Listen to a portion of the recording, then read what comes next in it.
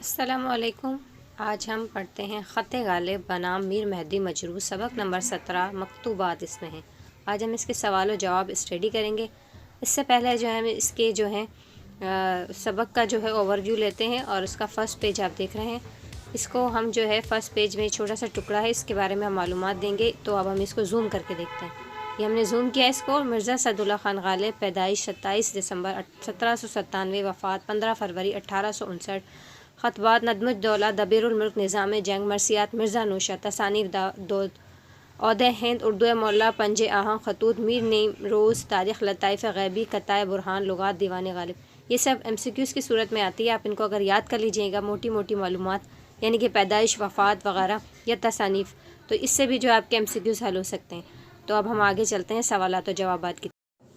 سوال نمبر 1 خط کے مکتوب نگار اور مکتوب علیہ کے نام لکھیے۔ اس وقت کے مکتوب نگار میں مرزا غالب اور مکتوب علیہ میں میر مہدی مجروح ہیں۔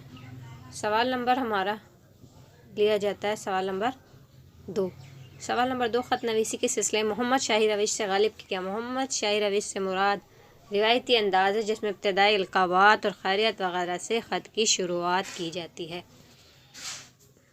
سوال نمبر 3، خط میں بے تکلفی کی مثال بتائیں۔